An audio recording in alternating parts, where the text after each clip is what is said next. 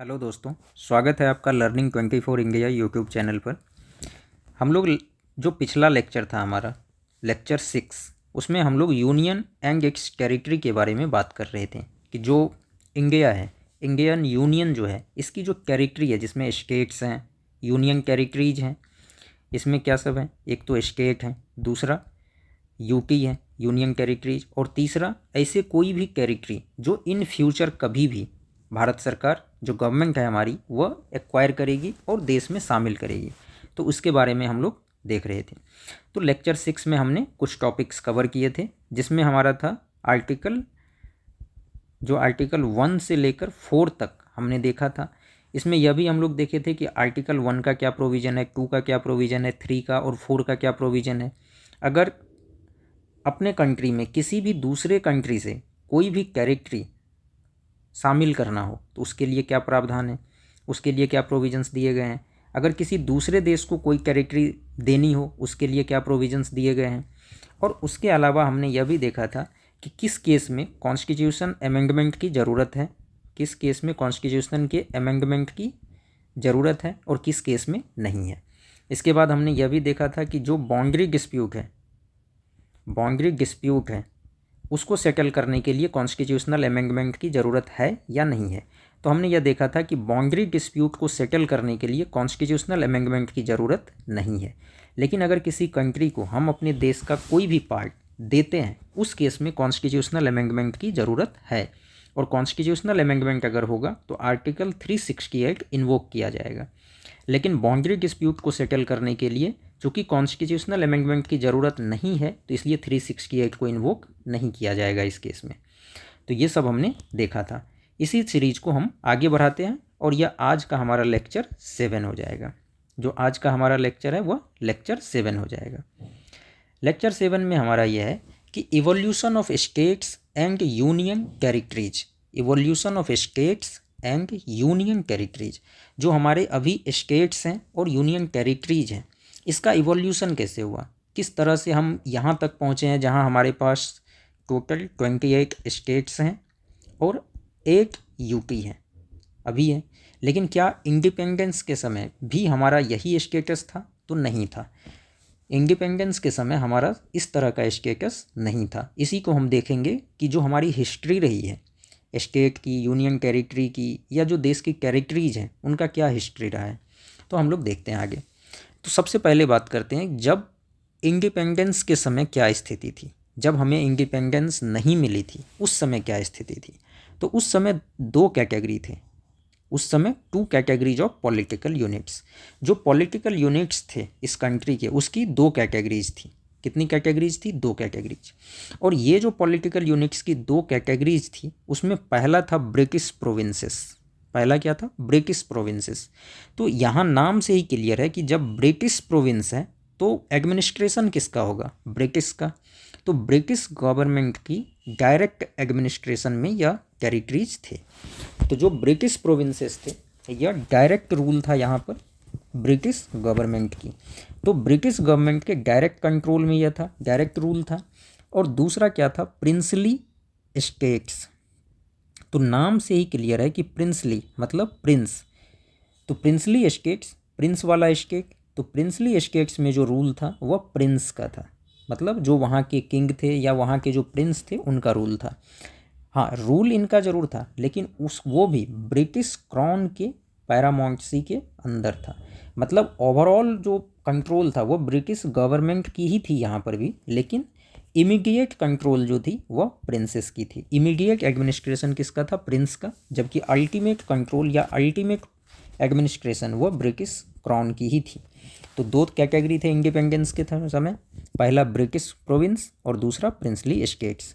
British province direct administration थी British government की, और प्रिंसली स्टेट्स में ब्रिटिश गवर्नमेंट की डायरेक्ट एडमिनिस्ट्रेशन नहीं थी, ओवरऑल कंट्रोल या अल्टीमेट कंट्रोल हम कह सकते हैं कि ब्रिटिश गवर्नमेंट की ही थी, बट इमीडिएट कंट्रोल किसका था? Rule of Prince. तो मतलब प्रिंस का क्या था? इमीडिएट। जो इमीडिएट एडमिनिस्ट्रेशन हम कह सकते हैं प्रिंस की थी, और ब्रिटिश क्राउन की जो थी अल्टीमेट कंट्रोल या अल्टीमेट एडमिनिस्ट्रेशन जो थी वह ब्रिटिश क्राउन की थी। अब हम आते हैं कि जब आज़ादी मिली, जब इंडिपेंडेंस हुआ, तो इंडिपेंडेंस एक्ट जब 1947 आया तो उस समय कुछ चेंजेज हुए इसमें, और उस समय जब चेंजेज हुए तो सबसे पहला तो यही चेंज था कि दो इंडिपेंडेंट कंट्री बनी। दो इंडिपेंडेंट कंट्री बनी, कौन कौन सी? इंडिया और पाकिस्तान। अब दो इंडिपेंडेंट कंट्री तो बना दिए गए, इंडिया और पाकिस्तान। जो ब्रिटिश प्रोविंसेस थे उनको यह कह दिया गया कि अगर वो इंडिया के अंदर है तो इंडिया का पार्ट हो जाएगा, जो ब्रिटिश प्रोविंस पाकिस्तान के अंदर है वो पाकिस्तान का पार्ट हो जाएगा। लेकिन प्रॉब्लम यहाँ हुई जब प्रिंसली स्टेट्स को ऑप्शन दे दिया गया। मतलब जो ब्रिटिश प्रोविंस थे, जो ब्रिटिश प्रोविंस थे, इसके पास कोई ऑप्शन नहीं था। क्या इसके पास ऑप्शन था? नहीं था। ब्रिटिश प्रोविंस को ऑप्शन नहीं दिया गया, उसको सीधा था कि अगर वो इंडियन टेरिटरी के अंदर है तो इंडिया में शामिल हो जाएगा, पाकिस्तानी टेरिटरी के अंदर है तो पाकिस्तान में शामिल हो जाएगा। लेकिन प्रिंसली स्टेट को ऑप्शंस दे दिए गए, और ऑप्शन भी 3 ऑप्शन दिए गए। पहला, या तो वह इंडिया को ज्वाइन कर सकता था, या वह पाकिस्तान को ज्वाइन कर सकता था, या इंडिपेंडेंट रह सकता था।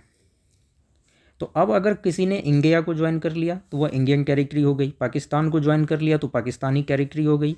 लेकिन अगर वह इंडिपेंडेंट रह गया तो वह एक अलग ही कंट्री हो जाता।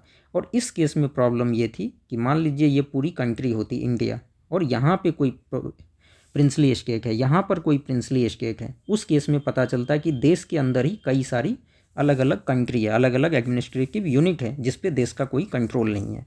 तो इससे प्रॉब्लम क्रिएट होनी शुरू हुई। अब प्रॉब्लम भी यह थी कि प्रिंसली स्टेट भी काफ़ी ज़्यादा थे इंडिया के अंदर। उस समय टोटल 552 प्रिंसली स्टेट्स ऐसे थे जो इंडिया के जोग्राफिकल बाउंड्रीज के अंदर थे। अब अगर इसमें से किसी ने नहीं चुना कि हम इंडिया में शामिल नहीं होना चाहते, हम इंडिपेंडेंट रहना चाहते हैं, तो उस केस में प्रॉब्लम हो जाती।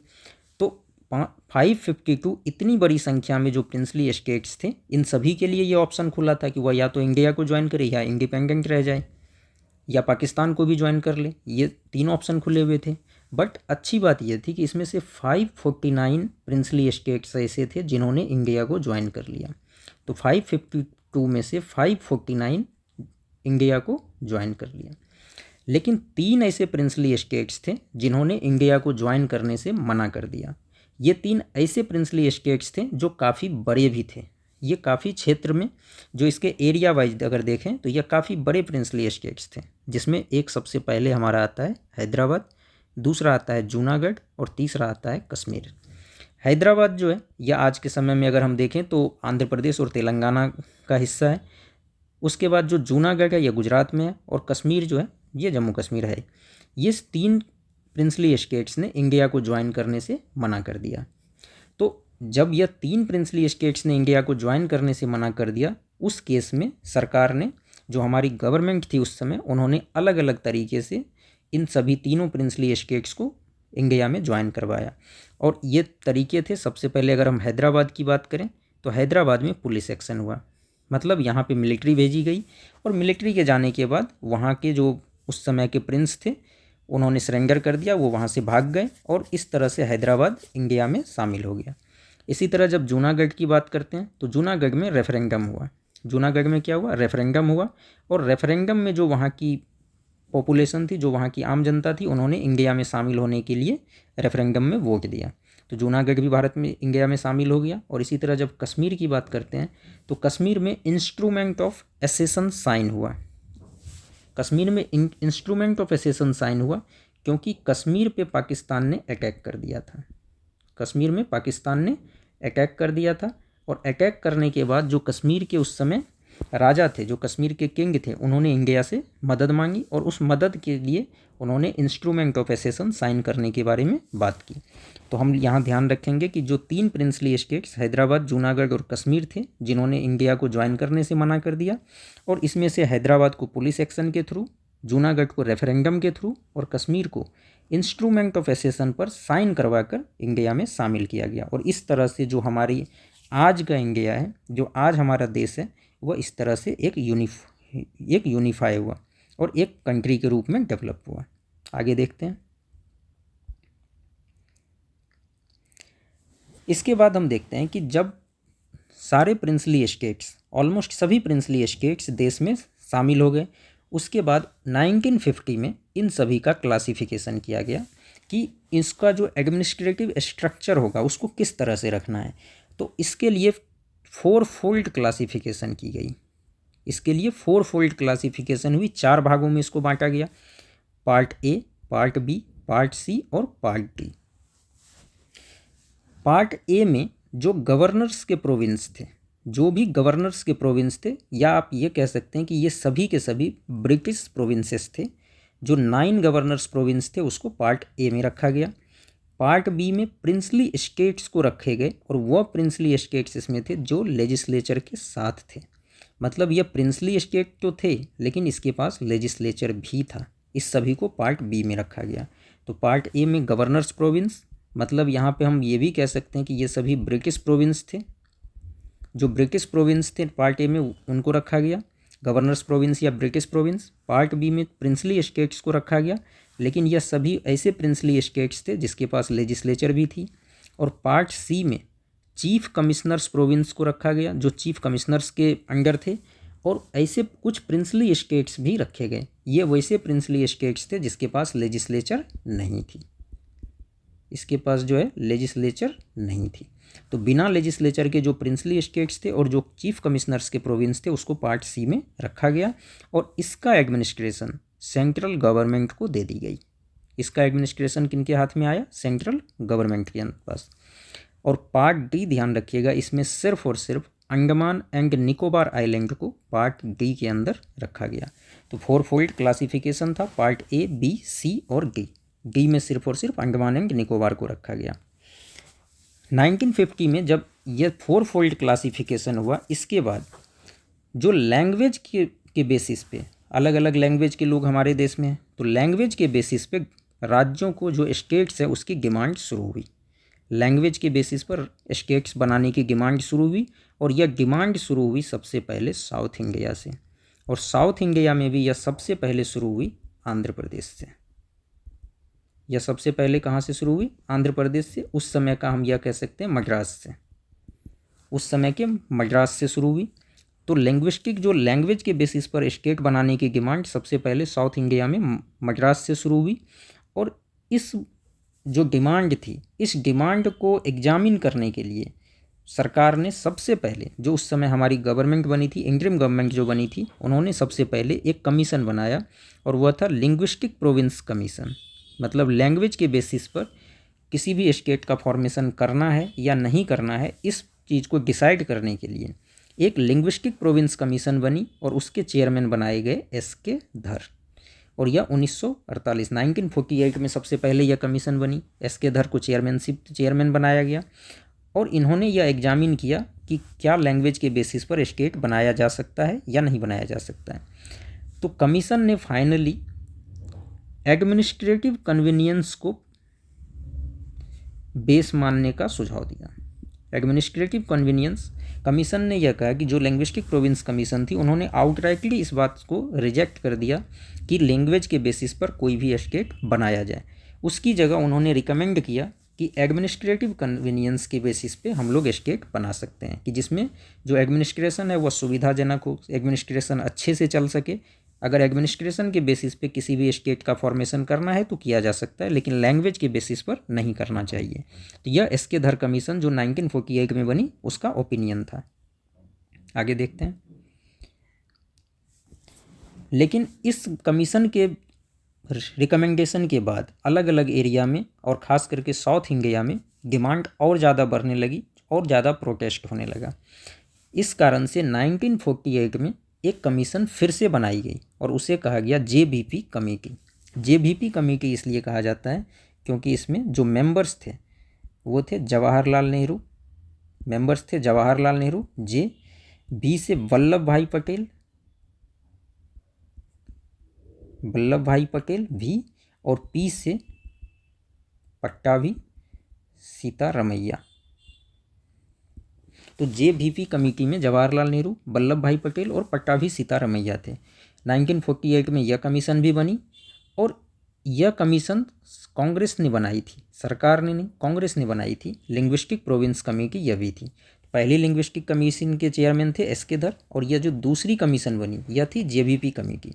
इसने भी रिजेक्ट कर दिया लैंग्वेज के डिमांड को कि लैंग्वेज के बेसिस पर राज्य बने, स्टेट बने। इसके इस थ्योरी को जेबीपी कमेटी ने भी रिजेक्ट कर दिया कि लैंग्वेज के बेसिस पर कोई भी स्टेट नहीं बनाना चाहिए। लेकिन इसके बाद जो एजुकेशंस थे, पब्लिक एजुकेशन थी, वो काफ़ी ज़्यादा बढ़ गई। जेबीपी कमेटी के रिकमेंडेशन के बाद पब्लिक एजुकेशन काफ़ी ज़्यादा बढ़ गई, और इसी सीरीज में एक घटना हो गई, और वह था अक्टूबर 1953 में पोट्टी सीतारामुलु, जो कि सेपरेट आंध्र प्रदेश की डिमांड कर रहे थे, उनकी डेथ हो गई।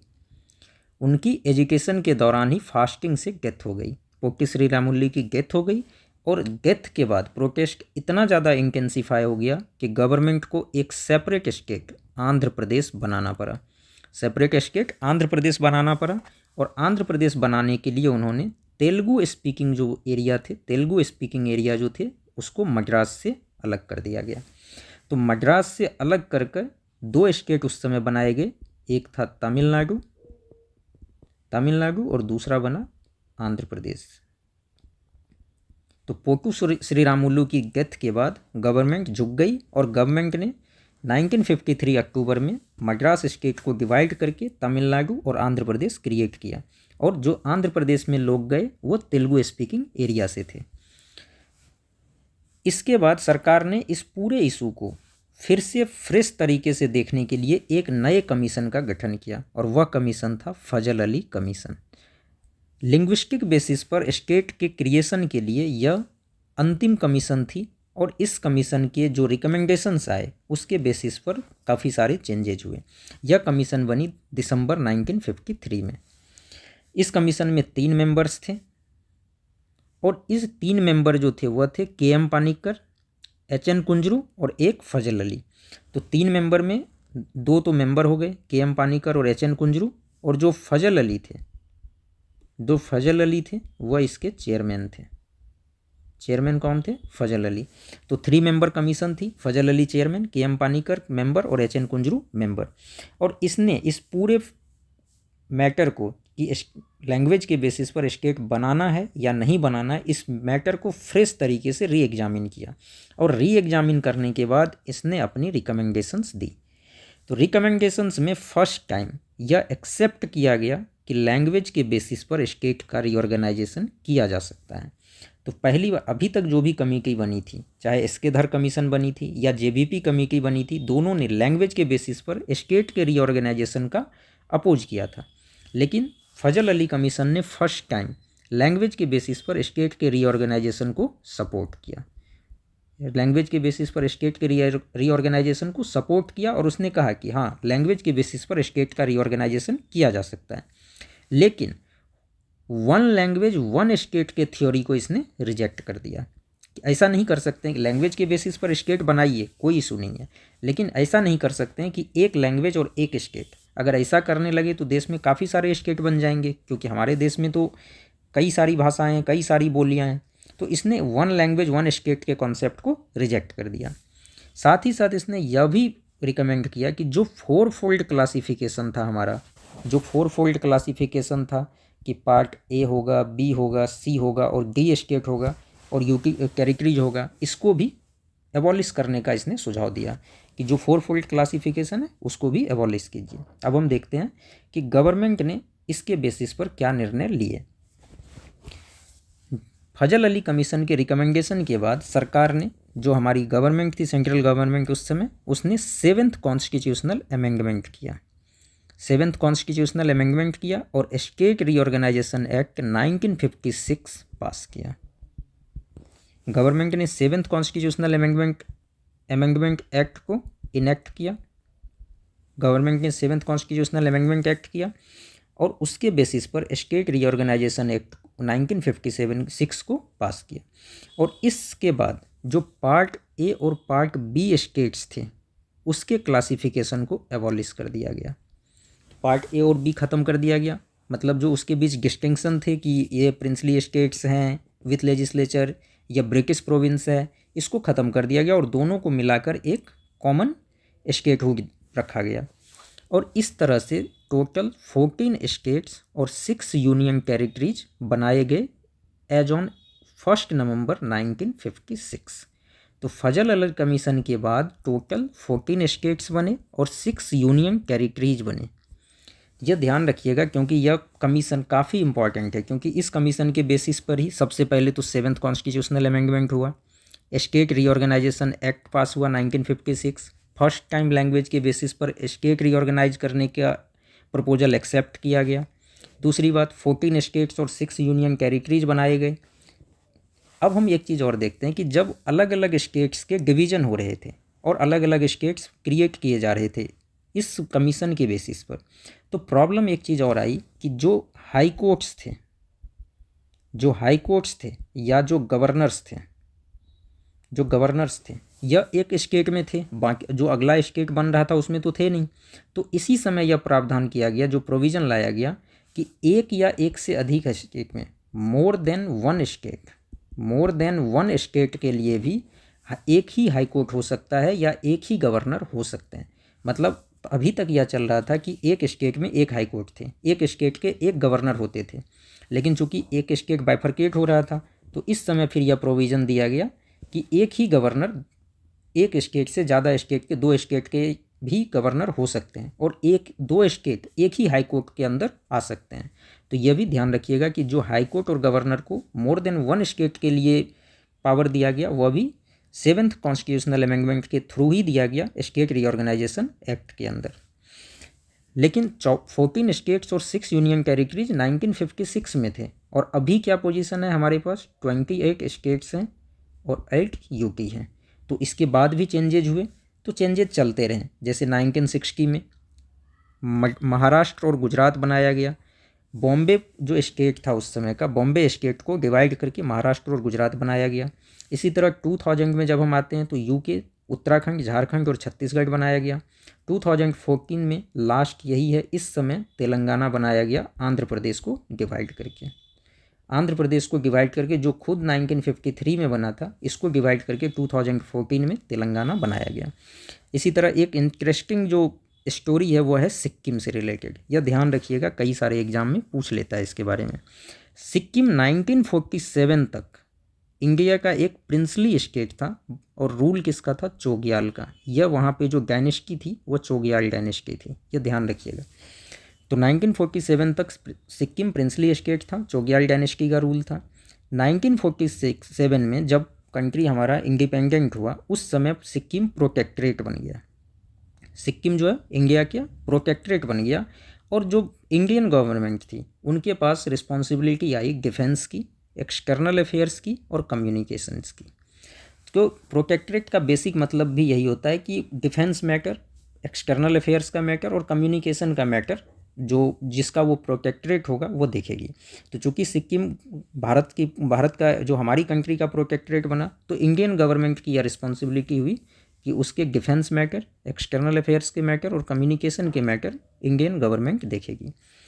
1974 में आकर सिक्किम को एसोसिएट स्टेट का स्टेटस दिया गया। एसोसिएट स्टेट का स्टेटस इसलिए दिया गया क्योंकि वहाँ की जो पब्लिक थी उनका यह डिमांड था कि सिक्किम भारत के साथ और ज़्यादा जुड़े, इसलिए 1974 में आकर उसे एसोसिएट स्टेट का स्टेटस दे दिया गया। लेकिन इसके बाद भी वहाँ पर डिमांड कम नहीं हुए और इसीलिए 1975 में वहाँ पर रेफरेंडम हुआ। जब रेफरेंडम हुआ तो रेफरेंडम के समय जो वहाँ की पब्लिक थी, वहाँ की जो सिटीजन्स थे, वहाँ के जो नागरिक थे, उन्होंने चोग्याल के इंस्टीट्यूशन को ख़त्म करने के लिए वोट किया। तो इस तरह से 1975 में जाकर जब सिक्किम में रेफरेंडम हुआ तो चोग्याल का इंस्टीट्यूशन एबॉलिश कर दिया गया। 36th कॉन्स्टिट्यूशनल अमेंडमेंट हुआ 1975 में और सिक्किम को भारत का एक फुल फ्लेज्ड स्टेट का दर्जा दिया गया और इस तरह से सिक्किम भारत का 22वां राज्य बना। 22nd स्टेट जो है हमारी कंट्री का वह सिक्किम बना। तो सिक्किम की यह स्टोरी ध्यान रखिएगा। तो इस तरह से हमारा जो इंडियन यूनियन है और इसकी जो टेरिटरीज हैं, किस तरह से यूनियन बना, किस तरह से अलग अलग टेरिटरीज बने और जो प्रेजेंट पोजीशन है, इससे रिलेटेड यह टॉपिक हमारा यहाँ पर ओवर होता है। अब आगे हम फर्दर इस सीरीज़ को आगे बढ़ाएंगे और जो कॉन्स्टिट्यूशन है उससे रिलेटेड आगे जो भी प्रोविजंस है उसको एक एक करके देखेंगे। धन्यवाद।